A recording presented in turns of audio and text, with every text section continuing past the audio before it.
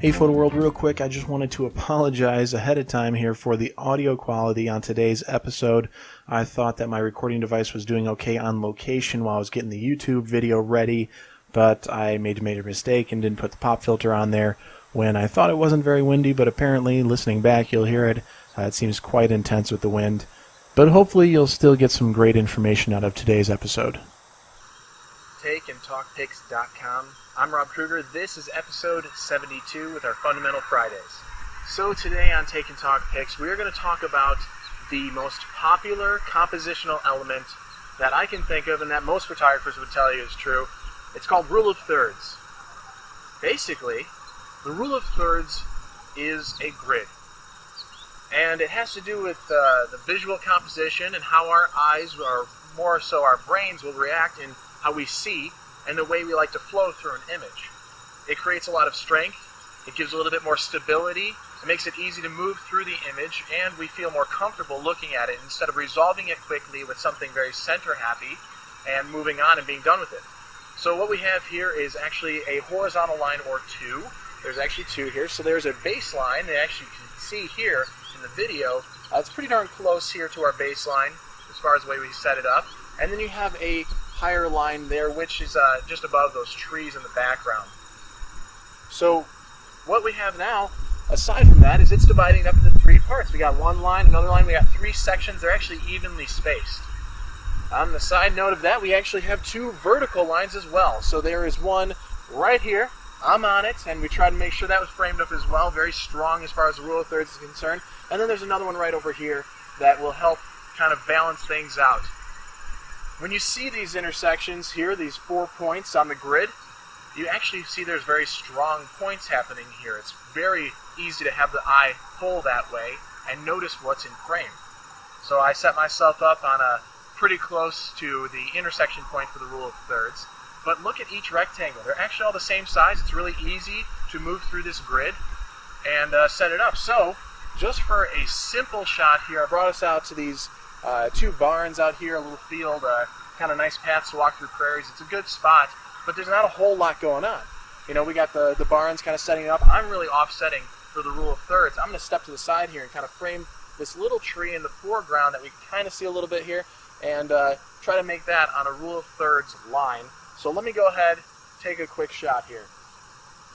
So what I'm doing is, excuse my recording device in the way here. What I'm doing is I'm going to set up a nice little frame.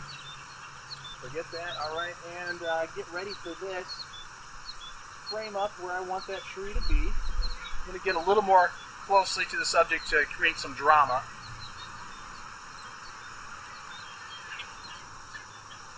There you go.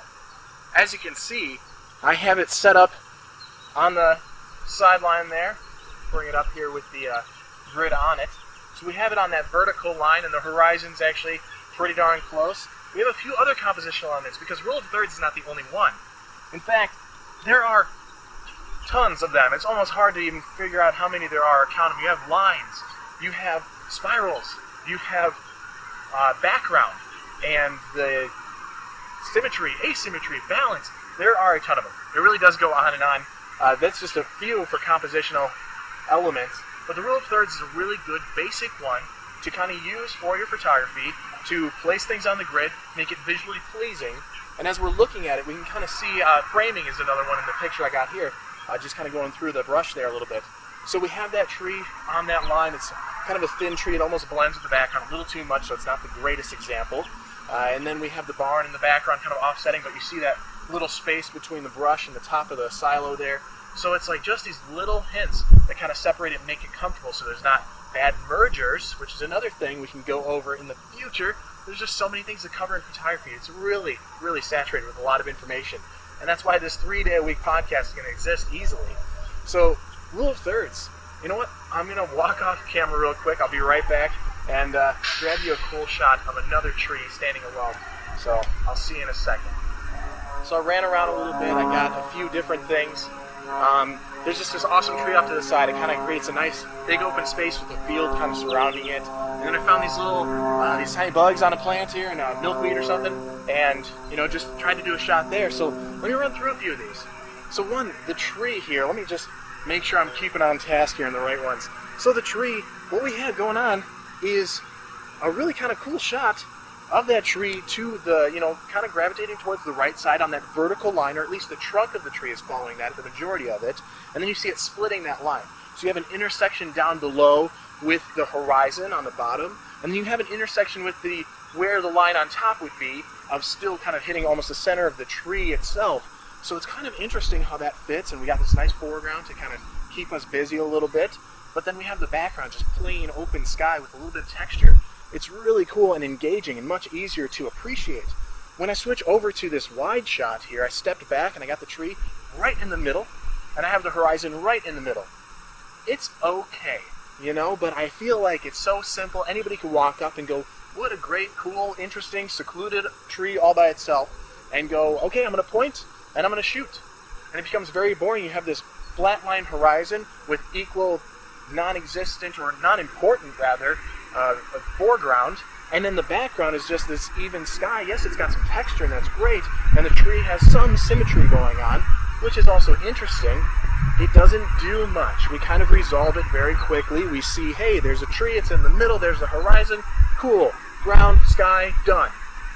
It's that quick. So let me flip back to the tree where we had just the more visual, engaging side of the rule of thirds in play here, and we have this interesting angle, which really helps. We have this great texture in the foreground, and the tree just shooting out of the middle of it here, or off to the side, and you kind of get this really cool presence of this tree that you could walk under there, and, who knows, maybe you have a little picnic out there. I don't know, it creates a story.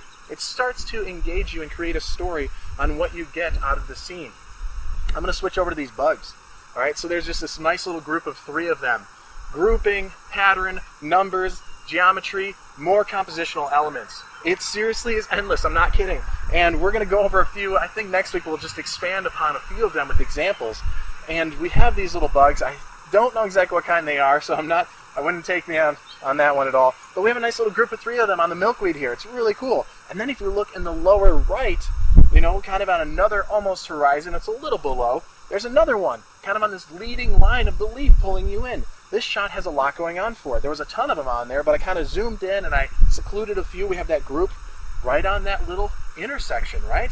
So we have that horizon on top, or at least the theoretical horizon, and that theoretical vertical on the left side, and they're intersecting in that spot. So we have a lot of information in a really interesting highlight spot for our composition. Going through the rest of it, there's a lot of negative space. Yes, it's in focus. Yes, we can see others happening, but it's just not as interesting as that group of 3. The odd number really plays into our favor. And it's just really awesome how rule of thirds, something so simple, and all I did was follow the grid through my camera, just looking here and imagining those lines, and boom, I was able to capture something that's a little bit more engaging than, say, back to that tree where it's right in the middle, boring and stagnant through the center cut horizon. It's just a matter of taking it to the next level by slowing down for a split second and saying, I love this scene, I love this subject matter. Now, how can I make it so everyone would enjoy this? Put the rule of thirds on it to start. And you can play with it. You can get the horizon line way up top, so you have a lot of foreground, a lot of grass for this instance to give you something interesting. But then you could do it the opposite like I did with a lot more sky. I like the fact that we have some texture today, and here in September out in Illinois, it's hit or miss. Sometimes we get it, sometimes we don't. And today's pretty nice and generous, and the polarizing filter helps a lot to bring that out.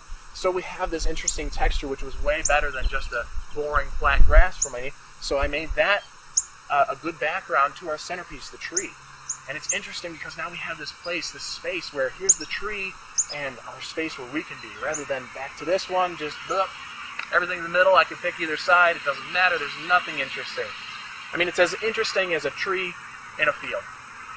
Okay, but we've seen it before. So, if we didn't have some amazing sunset happening, then this kind of thing just is resolved quickly. We move on. And our eye really relates to how we view images. If you start looking through magazines or online or driving down the road and you see billboards, look around, images are everywhere. I mean, we're bombarded with them 24/7. So if you're looking at images, start to see the rule of thirds on stuff. Start to see the decisions that people make. And if you find those ones that are breaking that rule, that aren't using the intersections, that aren't using the horizons or the verticals, and they're not following the rule of thirds, start to understand why. It's usually something more than just a straightforward picture. It's the lighting that they're using. It's the subject matter that's very engaging. There are things that are playing into it, and we can get into compositional elements next week and expand upon it, but I really wanted to highlight the rule of thirds because it is a huge, huge help to your photography on a daily basis. Anytime you shoot, apply the rule of thirds. Slow down, take that shot. Take it again, move differently, and keep switching up your intersections. Keep switching your horizons and verticals, how you line it up with your subject matter, because you can make visually engaging work with just one rule, the rule of thirds. Don't feel bad if you break it, because you can still be successful with that as well. I'm Rob Kruger, takeandtalkpics.com. Make sure you get your free audiobook from taketalkbook.com, and you get a free month subscription to Audible. On top of that, subscribe to our channel. It's as easy as clicking a button and you're a part of it. You can get tuned in on a weekly basis to the Fundamental Fridays and anything else that we put up here. In a few weeks, I'm going to go through my camera bag and all of my equipment, but I'm going to do it a little different than just what's in my bag kind of video that you see from a lot of photographers. So I'll take you through that as well. Keep in tune with what we're doing and keep up on the podcast. Share with family, friends, other photo people out there, because the word needs to spread. And I've had a few people contact me. We just had an interview with Lee Holt with Holt Media Productions, and he contacted me to see if it would be good to do an interview. I did a little research on him, talked to him a little bit, and you know what? It was perfect for an interview, and we had some great stuff come out of it. So don't be shy, step forward, share your work, share your story, and get to know me. That's all I'm about here. I'm here for you, photo world, so let's keep in touch. I'm Rob Kruger. Happy shooting.